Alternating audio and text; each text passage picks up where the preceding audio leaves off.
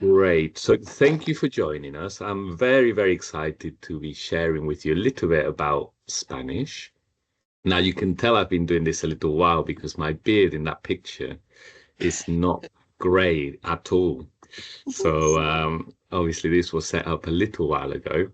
But yeah, I've been teaching Spanish for quite a while now, I think over 20 years. And I came to England when I was 10. My hometown is called Ponferrada, and we'll see a beautiful picture of some of my hometown later. But Ponferrada means Iron Bridge, and I would like to be a bit of a bridge for people between the UK and Spain. I've had some students that have gone to live in Spain, which is really nice. And at the moment, I think I've got about 10 students. Yeah, go in and do a bit of a mix, some one-to-one, some more in groups. And it's up to you what you would like to do. I am going to try a new package, actually, which is new, which is a mix. So you have some one-to-one and some group. And that's a new one that I've not done before, but I think could work quite well. So anyway, today's aim, get to know a little bit why you're interested in Spanish. I'll show you a little bit the resources that I use and the method. There's a guy called Michel Thomas, which we'll explore later. I really like his method because you speak very quickly. In a lot of language, if you do apps, if you do Duolingo, things like this, you learn a lot of the time to read or to listen quite well quickly. But I like this method because actually you learn to speak. And I feel I can add value there because, yeah, there is good apps out there that will teach you vocab. But speaking obviously is a different skill. So hora de presentarse. Now, Nivi is catching a train, so she might be able to contribute, she might not, So I will ask you for this one, Nivi, but maybe for the later ones I won't, in case you're on the train. But yeah, very simple one. Why do you want to learn Spanish? And one thing that you like about Spain. And I've kind of told you why I teach Spanish. I want to keep people connected. I want to be a bridge. I want to stay connected to my home country as well. This gives me a reason. And one thing I like about Spain is probably the warmth of the people, the sense of, being close, wanting to always spend time together. Yeah, that's what I like. Great. So one of the things I want to do as well is we'll do some language learning, but also we'll look at the culture. Because if we just learn the language without the culture, then we're going to miss out. You can speak perfectly, but if you don't have the cultural kind of awareness, you'll still do things that are a bit out of place or a bit odd. But this one's just a little bit to whether you agree or disagree or in the middle, just a little bit of fun. So the sun is almost ever present in Spain. Just give me a thumbs up, thumbs down, or middle. Ruth is thinking about it. Jenny and Naomi have gone for it. What? Mallorca and Nivi's giving a thumbs up. So interestingly enough, in Spain, there's 4 different weathers. So we have 4 different weather fronts. I'm from the north, and in the north it rains quite a lot, but it is sunny in the summer. In the south, it is almost ever present, the sun. So Sevilla is the hottest place in Europe and the one that gets the most sun. So it depends where you go. So you're all right. Another one that's a bit more controversial. Spanish people love bullfighting. It's their national pastime.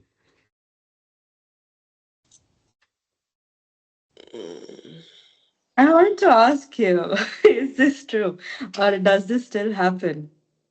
So it's a good question. So it's more traditional. So there's been 2 regions that have already banned bullfighting. Young people don't like it, and it's kind of on a down, because obviously seen as a little bit cruel to the bulls. But traditionally, it was very big, and it is still preserved, especially in the south of Spain.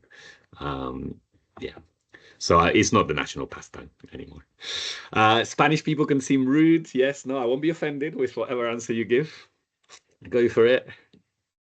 I think everybody can be rude. That's true, Jenny. That's true. Sometimes it's just the delivery of the language that can sound abrupt. Yeah, what are you gonna go for? Come on. In Spanish, we say mojate, get wet, go for it. You know? Yeah, yeah, yeah. So divided opinion in this one. Um, yeah, I mean, we're more direct. Our language is more direct, as we'll see later, and we do tend to speak loud. You know, I had a Spanish girlfriend, and I remember in England telling her in the train to speak quieter, and she got a bit annoyed with that. But anyway, that's yeah, it's just a different way.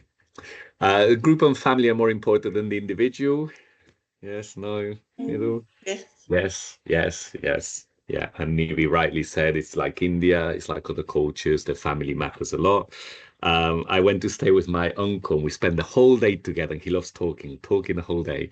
And then I put my little boy to sleep. And then he was upset that I didn't come out of the room afterwards to talk more. And my partner found that hilarious, you know, after the whole day spending together, you know, he wanted more. Food times in Spain are the same as in England. Yes, no, no, no. No, yeah. Don't get caught out. Obviously, if you've been there, you would have seen, but we have dinner quite a bit later.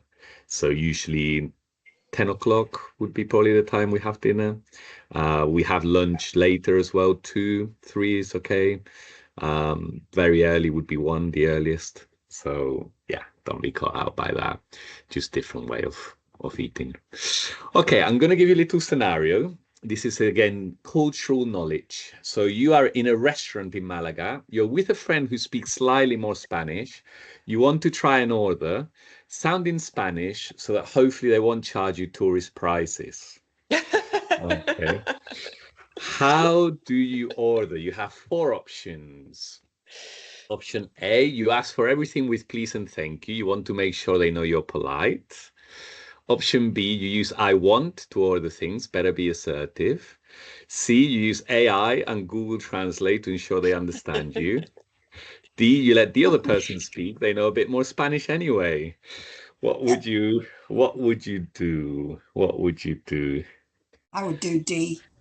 Jenny would go for D. Yeah, pass it Oh, on, delegate. Absolute delegate. Somebody's better than me. Brilliant. Go for it. Ruth, it seems like you want to say something. None of the options suit me. You've got to do one. You've got to do one. I think A, because at least they'd know I was trying. A, okay, nice. And Naomi? I'd probably go B. B, okay. We've got full range. Nivi, I don't know if you can see. If you can see and you want to join in, say. If not, it's okay. So I work with AI, so I know I wouldn't use that. I think I will go D as well. B, okay, brilliant. Now, I've put some scores to this. It's not scientific, just the scores that I wanted to put to them. Okay, so, and let me explain a little bit. So, if you don't want to be charged, if you don't want to be seen as a tourist, we don't say please and thank you in Spain. Yeah, so going back to that, we can seem more rude. We don't say please and thank you. It's just part of the culture, you know. So yeah, so we wouldn't say that. Now, use I want to order things. That's how we order things. So, for example, some of my siblings were born in England and their Spanish is not as good. And one of them once asked, "Can I have this?" You know, in a restaurant or in a shop. And the guy was really confused. He was like, "Of course, if you pay for it, you can have it." You know, like, what are you on about? Because we don't ask like that. We say, "I want." Yeah, it's kind of a given that you can have it and that you don't need to be polite. Yeah, the other ones obviously you'll get by, but we're trying to learn Spanish and we're trying to go forward. So that's why I said, there's no extra points. But anyway, that's just a little game. Okay, great. So let's get on to a little bit of the language. Now, one of the easiest things is pronunciation. Why is it easy? Because it doesn't change. In England, or in English, I should say, you have 5 vowels, 12 sounds. Depending on the combination of vowels, they can change. Yeah. So for example, if you put 2 O's together in English, it turns into, for example, su. It changes. In Spanish, no, it never changes. we have 5 vowels, 5 sounds. So that's easier. You see a word in Spanish, you will know how to read it when I'm finished with you. Yeah, certainly. So that makes the pronunciation easier than in other languages. And it's quite, yeah, definite. It's very definite. Okay, so the vowels only have one sound, and the A we pronounce A. Okay, so let's try it together. 1, 2, 3, A. Ah, Ah, 1, 2, 3, A. ah. Yeah, well, yeah. So that's it. Now, this is the one that causes probably the most issue with English. So this letter is E in Spanish, like elephant. Yeah, it's always pronounced E. Okay, it's not pronounced like E ever. Okay, so that's something just to kind of remember. But yeah, remember elephant. Yeah, elefante. So this is E. Okay, 1, 2, 3, E. eh, Oh, yeah. 1, 2, 3, E. eh, Muy bien. The I is E. E. Okay, so 1, 2, 3, E. e, E. And, and then the O, this is one that we can catch you out for not being Spanish. The sound is O. So we don't close our mouth. In English, you say O. In Spanish, O. Oh. Okay, 1, 2, 3, O. oh, Oh. 1, 2, 3, O. oh, Oh. Muy bien. Okay, and then the U is U. Okay, U. So, 1, 2, 3, U. Ooh. Muy bien. U. 1, 2, 3, U. ooh. Oh. Muy bien. U. Perfecto.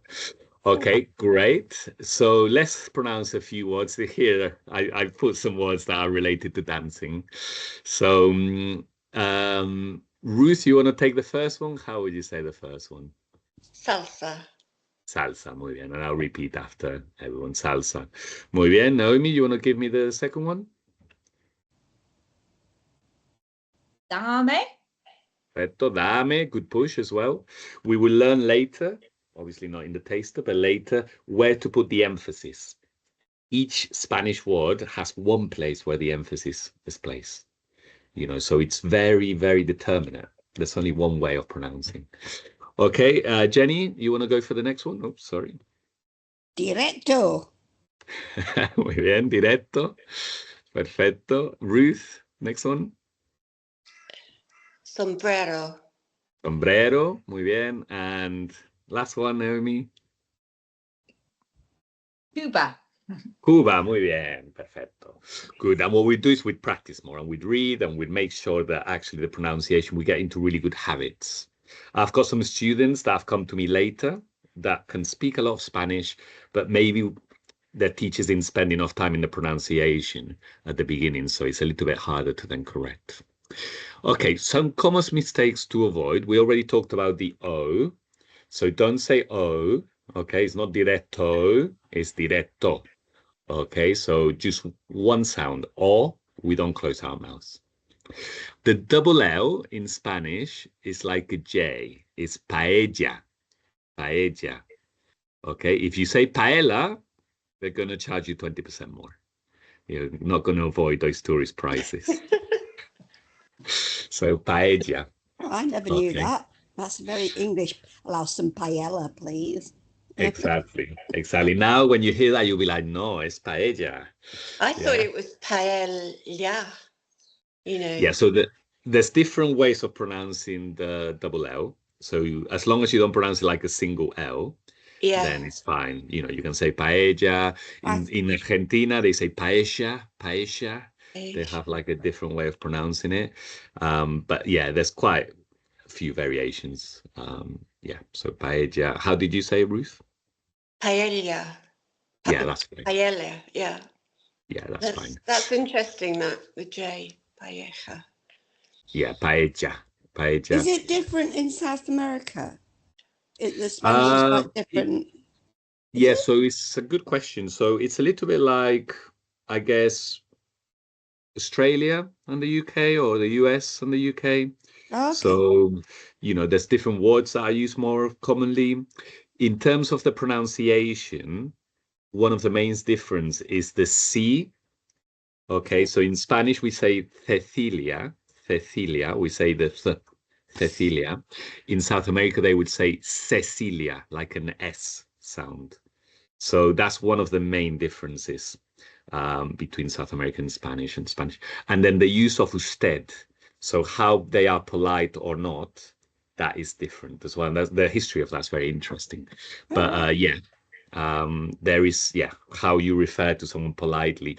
For example, in Spain, we use tú very commonly, you know, the informal you. But in some parts of South America, they only use it for their very close people, like their girlfriend or their mum.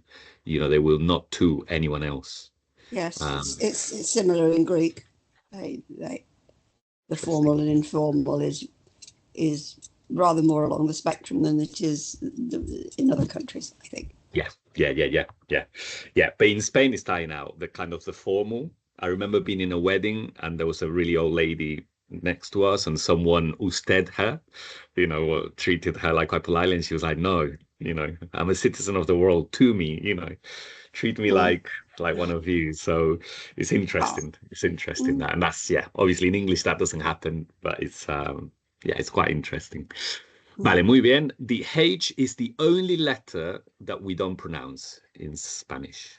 Okay, so yeah, if you get to a H, we don't pronounce it. So, for example, alcohol, we say alcohol, alcohol. Okay, and then the J and the jeji is like an English H, but with some phlegm. I couldn't explain it in any other way. Which is not very nice. I'm sorry. Nice. Cheers. I'm enjoying my coffee. Yeah. So it's jamon. It's like your jamon. That's where it's coming from. I But think we in would break English this down. you'd refer to it as guttural. It is a Guttural. guttural. Oh, that's a polite way to do that. I will change this. I will change this for the future. Okay, brilliant. Okay, so we haven't got long, but what I want to teach you a little bit is about how the Michelle Thomas method works, which I try and incorporate into my classes. And I call it going to the language gym, because we're going to be putting things together like blocks, but we're training our brain to do it. Now, the idea is that we're quite relaxed. Yeah, so there's no pressure. You're not trying to remember. It's just going to be muscle memory that we're trying to actually develop here. And I really like that because I think, yeah, that's what we do when we speak in the end. You know, we use muscle memory. So, yeah, I'm just going to give you a little flavor of it. What I also like about this method is it uses a lot of the commonalities that we have between the Spanish language and the English one, which we have a lot. You know, we're lucky. I remember I was doing a class with someone from Bulgaria, someone from Romania, and my partner who's Chinese. And the Romanian and Bulgarian were saying, oh, this is like in Romanian. Oh, this is like in Bulgarian. And Gia was like, I wish I could say this is like Chinese. You know, just never happened for her, bless her. But obviously in Europe, we share commonalities in some of the words. So that's very helpful. Okay, so let's start. So words in English that end in A-B-L-E, in able, okay, or I-B-L-E, able, okay, like possible or probable, are the same in Spanish, but we just pronounce them in a Spanish way. Posible, okay, posible. Now, it is, in Spanish is es. It is es. Okay, so Jenny, how would you say it is possible? Es posible. Muy bien. And I want you to make it long because this will help us in the future. So, es posible. Really? Es posible. Perfecto. Es posible. The push is there. Es posible. So if we get into like used to pushing there, we will sound more Spanish. I know it sounds a bit artificial. I sound like I'm singing. Yeah, brilliant. Okay, now probable is probable. So Ruth, it is probable. Es probable. Muy bien, good push. Es probable. Muy bien. Naomi, a little bit tricky. It is terrible. Now, terrible is terrible. It is terrible. Es terrible. Perfecto, muy bien. Es terrible. Muy bien. For me, in Spanish, for me, para mí, para mí. Okay, so Jenny, how would you say it is for me? Es para mí. Es para mí. Muy bien, es para mí. Okay, now for you, and I like this, what do we give in England? Tea, para ti, para ti. So Ruth, how would you say it is for you?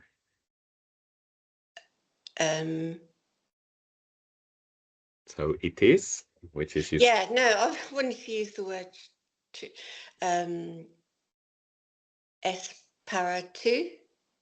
good, but remember, what do we give in England? Ti. Es para ti. Now we have two U's. Oh, Yeah. es para ti.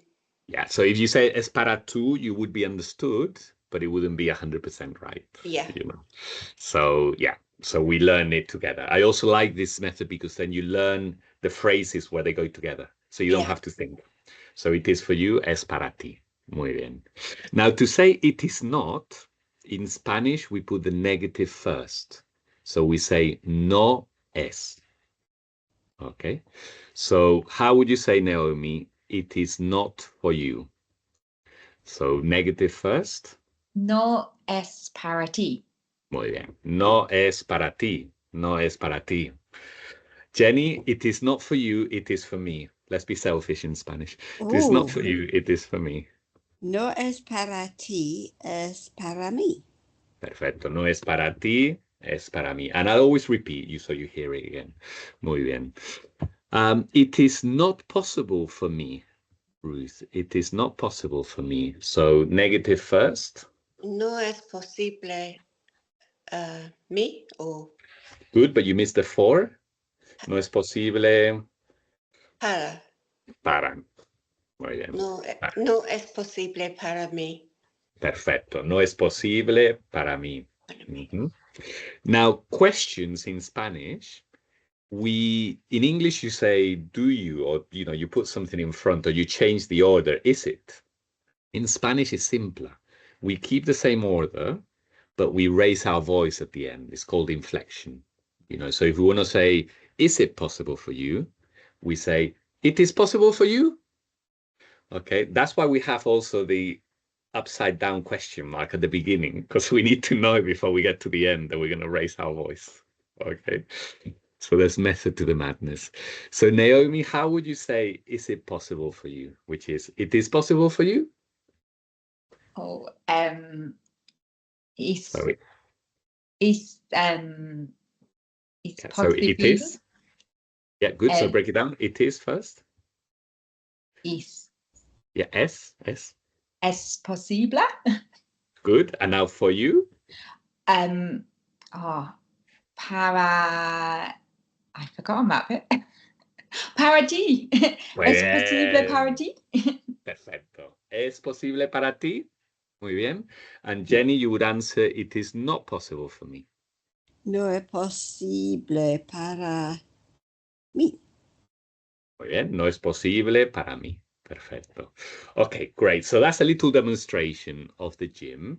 What I like also is it focuses on the verbs that we use the most. So if you can master the verbs in any language, you can master the language.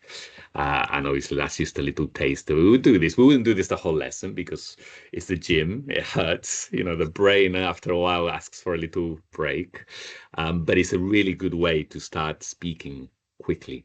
And yeah, being able to make your own sentences a bit like Lego. Okay, so I think that's pretty much it. As I said, in terms of packages, there's different options. There is one-to-one classes. There's a mix of group and one-to-ones, and there's group classes. The group ones will likely be either Saturday or Sunday morning. One-to-ones, we can find a bit more flexibility. Yeah, and Mondays, I don't work on the Monday. So if anyone's got flexibility on Monday daytime, I can also do that. Good, that works. Yeah, brilliant. And I'll send you kind of prices after this. If you want further resources, I really like the Spanish Did one. And Easy Spanish, they interview people in Spain, in Mexico, on the street. And that's quite nice. And they put the subtitles as well. So they're nice resources. I'll send you this presentation anyway, so you've got it. But muchas gracias. Any questions before we wrap up? What do you think the frequency of one-to-one to group would be, Daniel? Oh, yeah. So in that package, it will be 50-50. So the packages I do is either 4 or 8 classes. And if you go, let's say, for 8 classes, 50-50, then you do 4 one-to-ones and that's 4 interesting. group ones. Yeah. The group ones will need at least 3 people, but each lesson will kind of stand alone. So we don't need to be with exactly the same people for each class, if that makes sense.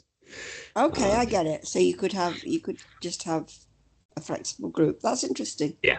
And as I say, that's new. We're going to try that, see how it works. Because I think there's benefit, obviously, one-to-one. You can work on specific things, but sometimes also students find it really fun to be with other students. And one-to-one, obviously, it's more, it's more, you don't get a rest. But obviously, there's different benefits of each. Vale, muchas gracias. If you've got anything else, just message me. And as I say, I'll send the info and the packages and the slides. Muchas gracias. Gracias, adiós. Okay. Adiós. Ciao. Adiós. Chao.